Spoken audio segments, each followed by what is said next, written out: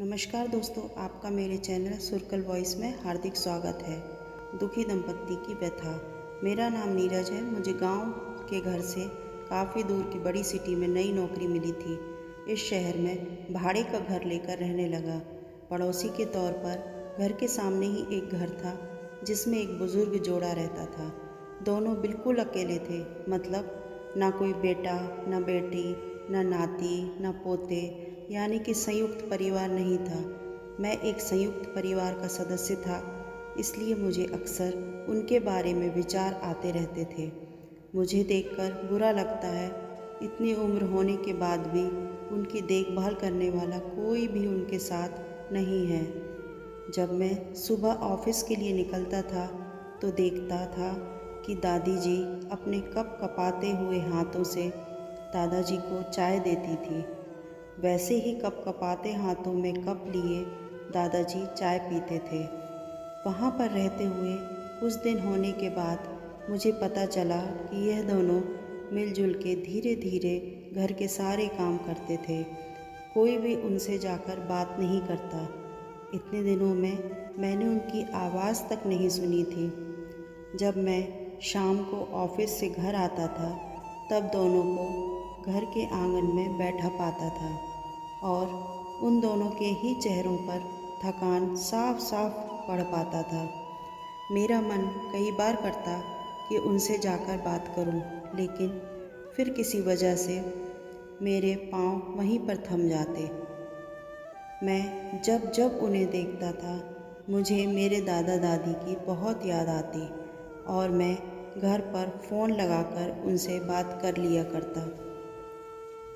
एक संडे जब मुझे ऑफिस में छुट्टी थी तो मैंने देखा दादी जी काम कर रही थी, लेकिन उन्हें रोज़ की अपेक्षा आज काम करने में कुछ ज़्यादा ही तकलीफ़ हो रही थी। मैंने उनके पास जाकर पूछा कि दादी जी, आपकी तबीयत तो ठीक है ना? क्या मैं आपकी कोई मदद कर सकता हूँ? उन्होंने प्रतिक्रिया नहीं दी।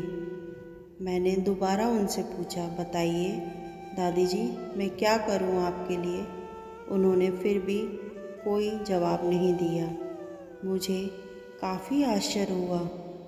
कुछ मिनटों बाद दादाजी वहाँ आए और वह भी कुछ नहीं बोले। मैंने ही बात को आगे बढ़ाते हुए कहा, मुझे लगता है कि दादी जी की तबीयत खराब है, इसलिए मैं यहाँ आया हूँ। मैं आपकी मदद करना चाहता हूँ। बताइए मैं कैसे आपकी मदद कर सकता हूँ? दादाजी इशारों से मुझसे बात करने लगे। उन्होंने इशारों से मुझे बताया कि दादी जी सुन और बोल नहीं सकती। उन्होंने यह भी बताया कि वह खुद भी बोल नहीं सकते। वह सुन सकते हैं, मेरी बात समझ सकते हैं। उन्होंने इशारों से दादी जी से कुछ कहा और दादी ने मेरी तरफ देखकर मेरे माथे पर हाथ फेरा। मैं उन दोनों की तरफ देखता ही रहा और ना जाने कब मेरे आँखों से आंसू बहने लगे। उस दिन के बाद जब जब मुझे समय मिलता है मैं उनके पास चला जाता। वह मुझ पर बहुत प्यार बरसाते। अब तो मुझे उनके इशारे की मीठी भाषा भी बहुत अच्छे से समझ में आने लगी थी। एक दिन मैंने दादाजी से पूछा कि वह अकेले क्यों रहते हैं, क्या उन्हें कोई औलाद नहीं है?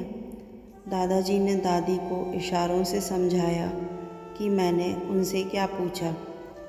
फिर दोनों मेरा हाथ पकड़कर मुझे आंगन में ले आए और अपने आँखों के आंसू पोंछे और उंगली का इशारा करते हुए एक साइकिल मुझे दिखाई। साइकिल को देखकर मैं समझ गया कि उनके परिवार वाले उन्हें छोड़कर कहीं जा चुके हैं और अब उनके हिस्से में केवल यादें ही बची हैं। उन्हें रोता हुआ देखकर मैं भावुक हो गया और मैंने दोनों को गले से लगा लिया। उन्होंने मेरे ऊपर अपने सीने में सालों से बंद प्यार के बादलों से प्यार की इतनी बारिश कर दी कि मैं पूरी तरह उसमें भीग गया।